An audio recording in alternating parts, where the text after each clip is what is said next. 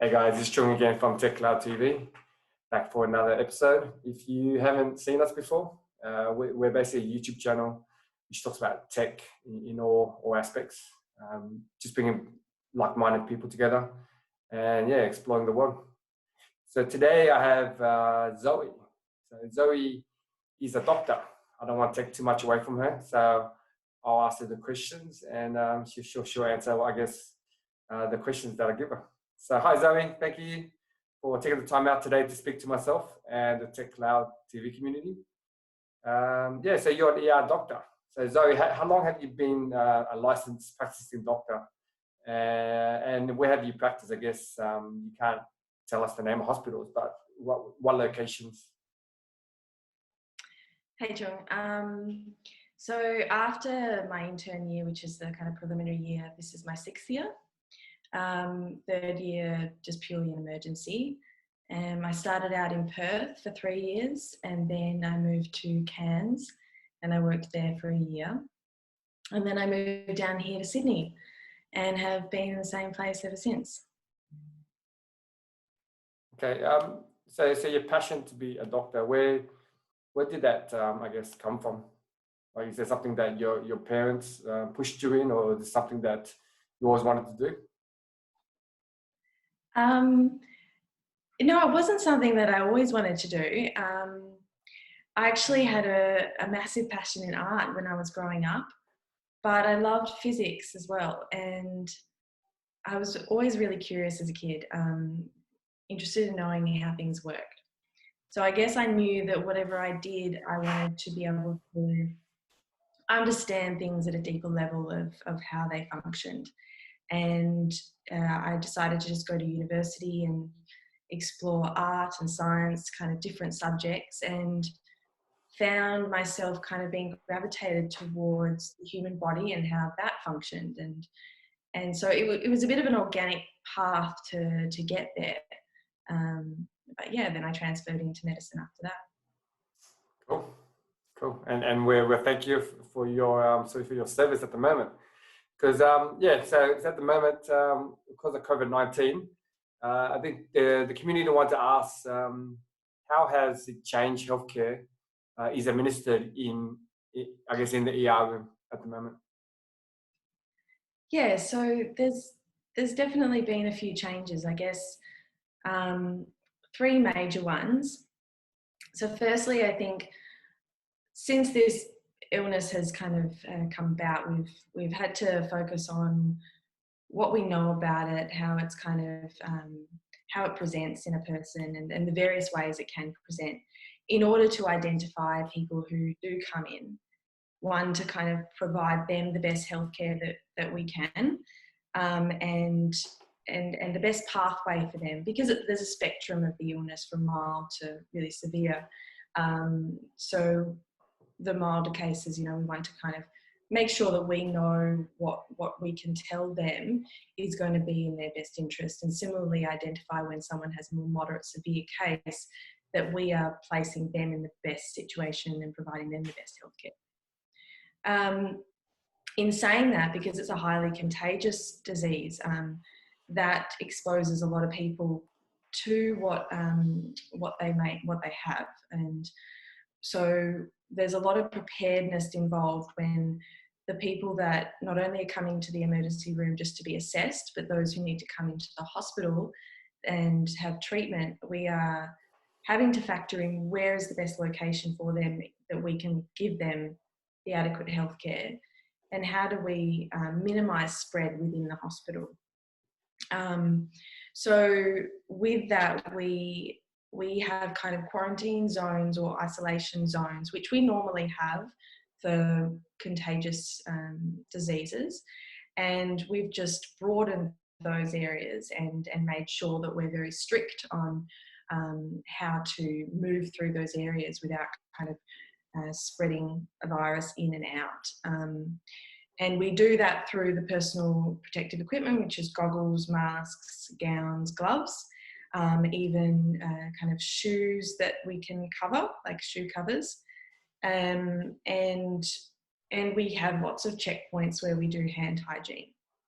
We're quite strict on that. We've undergone training and assessments in order to ensure that we are doing it properly, because if it's not done properly, then it's kind of futile.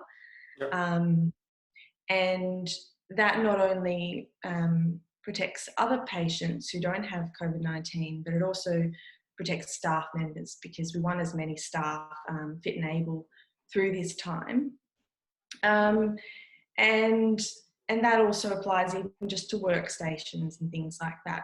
And the third major issue is a bit of preparedness towards knowing what's happening in other countries with kind of a sense of disaster scenarios where the healthcare system gets overwhelmed or burdened. We have set up ways that we can have clinics or other means by which people who need to be tested, who aren't otherwise unwell and don't need medical assessment, can have that opportunity through a clinic system that's adjacent to the hospitals. And that just takes a burden away from the hospital system from not being able to see unwell patients who are presenting to emergency. So talk us to like your day-to-day as an ER doctor, and how has it changed? I know we touched on it, a lot of these topics already, but just walk us through like your day. You get to work, like I guess you usually sanitize and all that, but is it like greater care taken now in that step, or? Yeah, I mean, we always apply a good kind of standard of kind of hygiene between patients and start and end of the day and moving between areas. That's just kind of innate in our practice. And the way we start the day is always, so we do handovers. It's a shift-based structure, and in those handovers, we're conscious of even having some social distancing. So normally we're huddled around a computer screen talking about patients that we need to hand over who remain in the department, so the other staff can go home. And we're just careful that we're not kind of smothering each other and following the same guidelines that the New South Wales Health have advised, just the general population.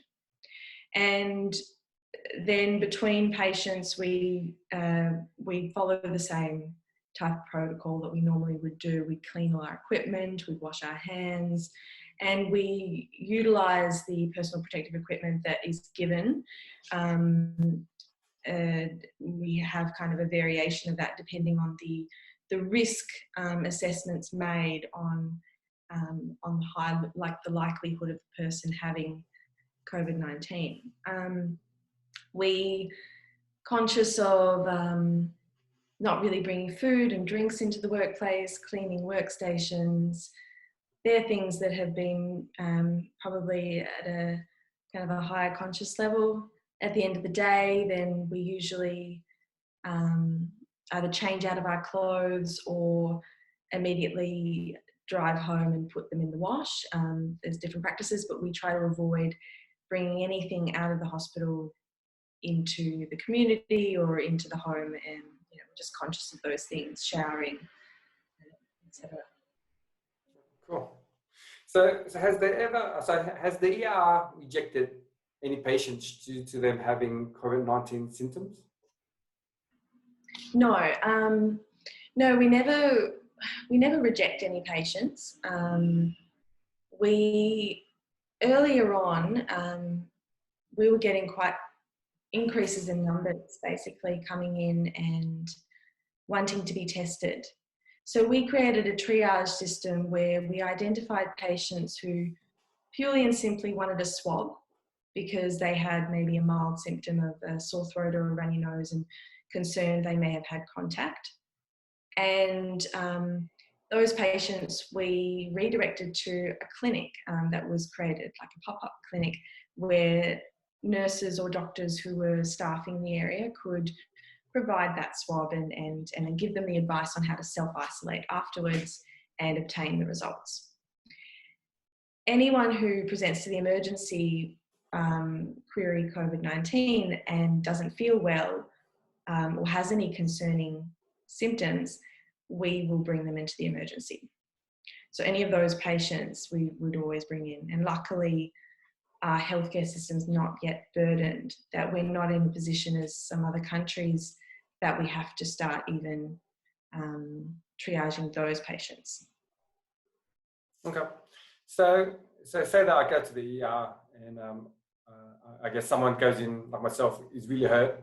Is there any process where you actually bypass this testing due to life-threatening situation?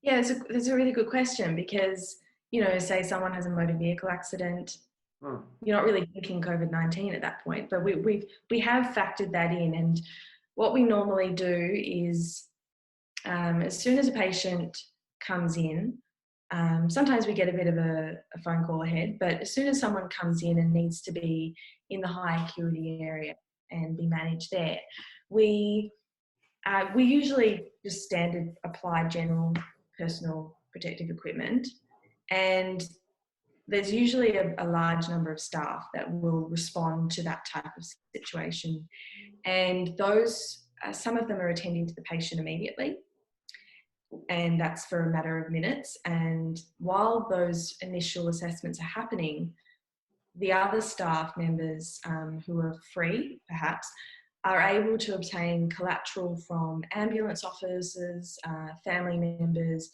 if the patient cannot talk for themselves. If a patient is unable to communicate themselves, then we usually are overcautious, and we would just generally apply the full equipment until we can get information, just to screen, because that's what we have, is like a screening process of asking a set of just, you know, common sense questions, and to ascertain if this person does need to be screened for COVID-19 or not. And that's worked out reasonably well. The only, you know, exception is when you have patients who are purely asymptomatic, and they may only be identified if they have radiographic changes that are picked up on the CT that we might perform for a different reason. And that's very hard to kind of to otherwise identify someone who doesn't have symptoms that anyone's been aware of. Certainly in cases where people are needing what's called like an aerosolizing or aerosol generating procedure, which is intubating or putting a nasogastric tube in, we just assume that they could be a higher risk, and therefore we would just use very, very careful kind of PPE application, and we wouldn't take any risks in that situation. Okay, so you put that. So you assume everyone has it. I guess if they weren't in a situation where they weren't responsive, and that protects yourself and it protects everyone in the public. Okay. Yes, because it's easier to wear the equipment and protect exposure than find out later and backtrack all the contact tracing with the people who may have been exposed, which could put, you know, staff out for, you know, a 48-hour or 72-hour period while they're awaiting their result. So we tend to act kind of it's like being overcautious, but you have to be. You're basically in your line of work. Yeah. Cool. So I have a community question. How easy is it to pass the sickness on to someone, even if they are not showing symptoms? Well, it's spread through droplets, so that's kind of particles, which is different from aerosol. Aerosols where the particles are all dried up and they're really buoyant and they spread further. There are some diseases like tuberculosis that spreads like that, but this is a droplet spread. So if someone sneezes on you, coughs on you, licks their fingers and touches your face, or you know, they're the kind of typical things. Droplets can land on surfaces, and there's been studies to show that those droplets can remain on surfaces. However, they do degrade over time, but they can stay on there for days.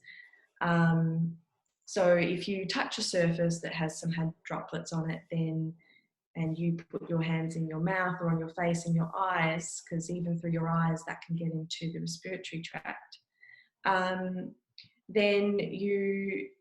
that's there are ways that you can be exposed to it. Cool. So the other question is, do masks really work, and does any mask work, or it has to be like a standard or something? So masks help the person who has the infection. Okay. In terms of general surgical masks, the ones that we see around, because they're a barrier to the droplets spreading. Yeah, sure. And so that's something that we apply in the hospital. Is anyone with potential COVID-19, we will place a mask on them, because that's been shown to be effective. People in the general public who wear a surgical mask and walk around, there's not been shown to be a great amount of effectiveness. If we were in a high population where you're walking in a street, it's very congested, people are sneezing everywhere, perhaps that mask is going to provide some protection for you. In a low congestion society like ours, it's not been proven to be that effective. And also over time, as you're breathing your humid air on the mask, it'll moisten and saturate and will lose its effectiveness. And those surgical masks are actually, the pores within them are too big to stop the actual spread of the virus that come through the mask, which is why there are other masks. People would be most familiar with the kind of dust particle masks that are sold from Bunnings that have a really high filtration, and they have been shown to be effective at minimising the virus being spread into you if you are wearing that mask. Sure. So the media is pushing for social distancing, and this the stats show it's kind of working. What are your thoughts on this? I think it's been good. I think it's been effective. It's a very I think it's a cheap and effective way of kind of reducing the overall volume of cases. The alternative is where you allow people to spread it within the community and create a herd immunity. But that has a high risk of a decent percentage of people being considerably sick and needing hospital services, and then that can be quite a significant burden on the healthcare system.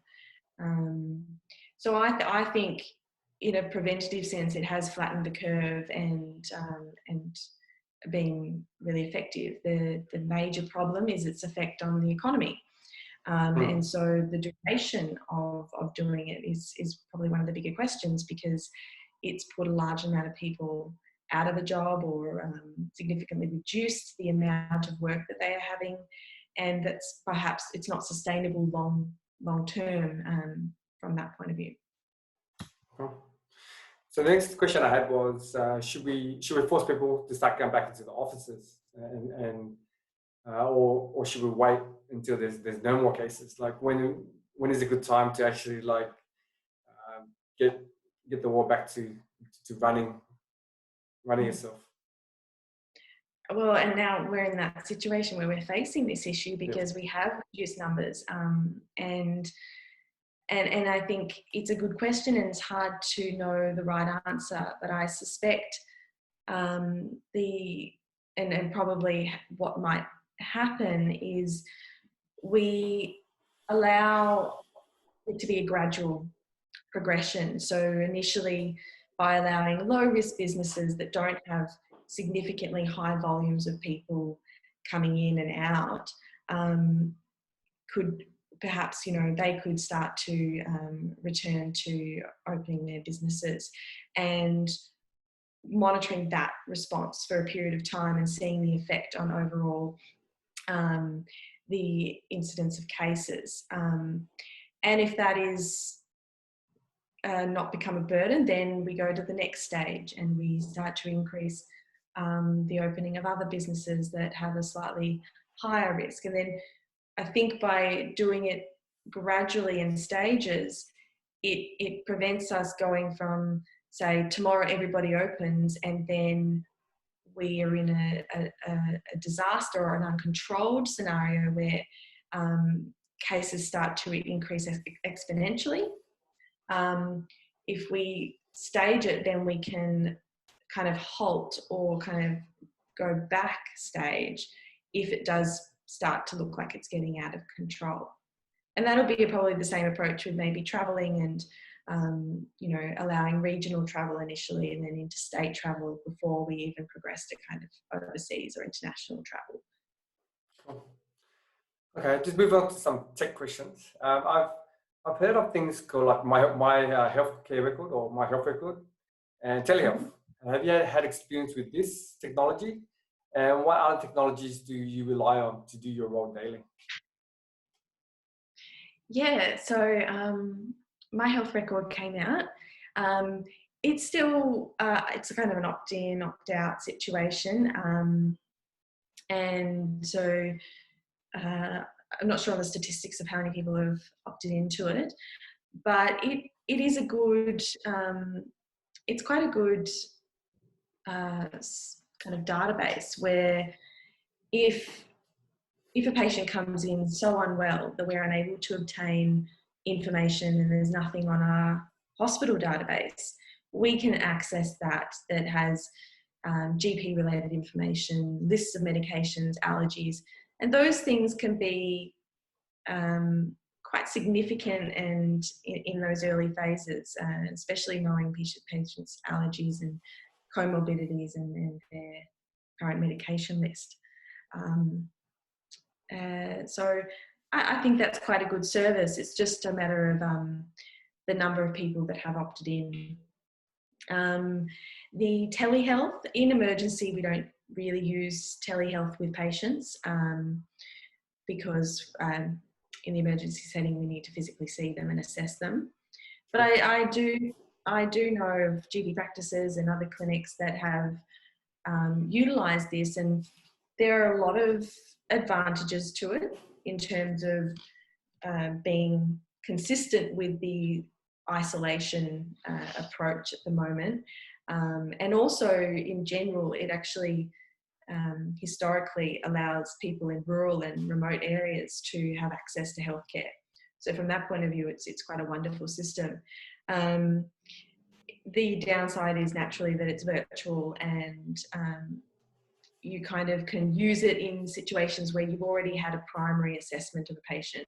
You have a good understanding of them and perhaps their trajectory, and it's a monitoring system. So you can have a conversation and understand from what they're telling you about what else might be done. It's not great on a first appointment or a first assessment to be, it's not very practical. What other systems? Well, back when I first started, it was all paper. And it was paper for quite a while. And then states started to roll out the kind of electronic versions of documentation. And from there, that evolved into imaging, ordering medications, and soon to be scripts as well.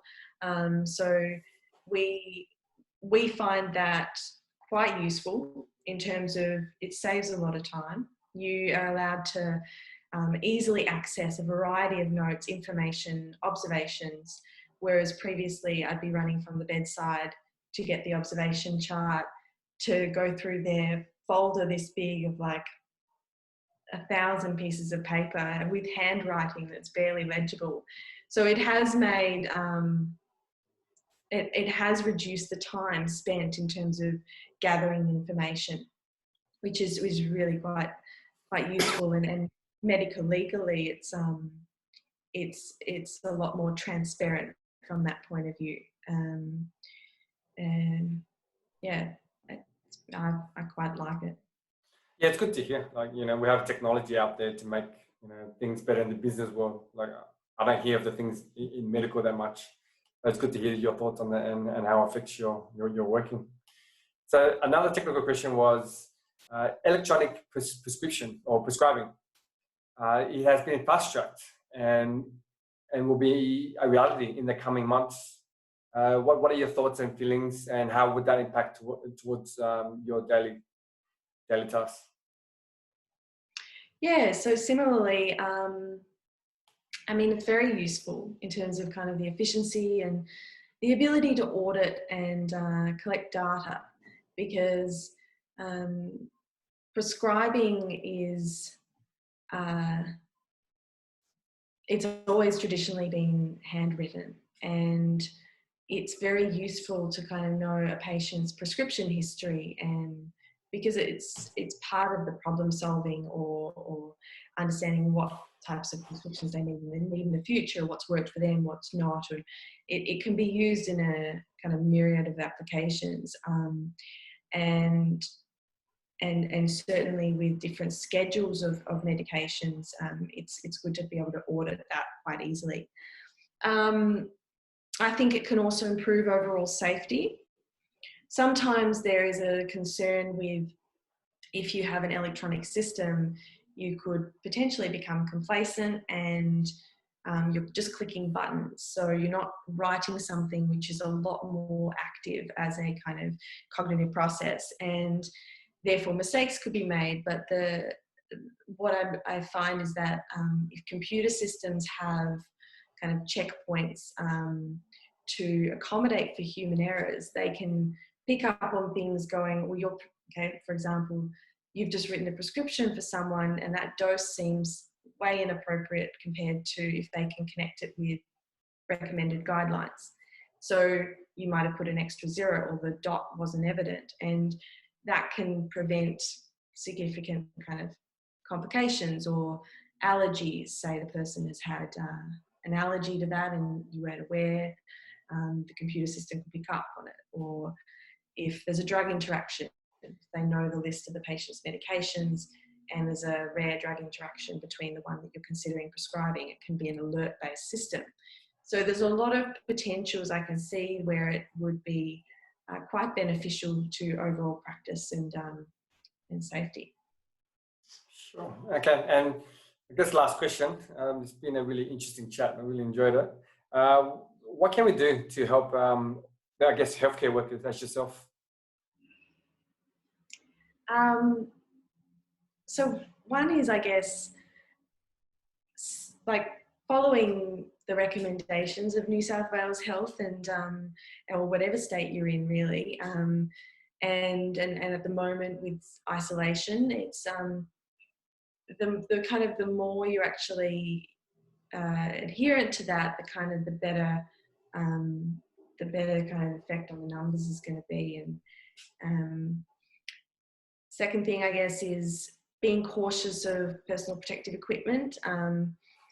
I know there's like a flood to like places like Bunnings or supermarkets and things just to hoard up on a lot of stuff, but it's not always necessary. Just using kind of common sense, good hand hygiene, avoid, touching your face, and if you're unwell, stay at home. Then you don't need to unnecessarily kind of wear gloves every single thing you're doing, or wearing a mask at all times, because that will detract from the whole the supply. And then for sure. Yeah. And if you do need the healthcare system, and as we progress, then I'm hoping, that I'm prepared for, if we do go into a phase where we are burdened at any point, I guess kind of being a bit understanding and forgiving if that's the situation we're in, and because there might be an increase in demand for services going forward. Yeah, so you're just saying just be a good person and basically good to the community. Yeah. If we look out for each other, yeah. I think that'll be worthwhile. Cool. Thank you, Dr. Zoe Prichard, for your time and great insight today. I've learned a lot from yourself, and I guess the workings of the ER room that you're in, how the new technology is all kind of integrated into your daily work. It basically puts a smile on my face that technology can do that. And so hopefully once the pandemic is over, yourself as a doctor and all the healthcare workers will have a well-earned rest. And finally, I'd like to say thank you to you and to all healthcare workers who risk their lives every day to support the community. No worries. Thanks, John. Okay. Thank you. Nice. Bye.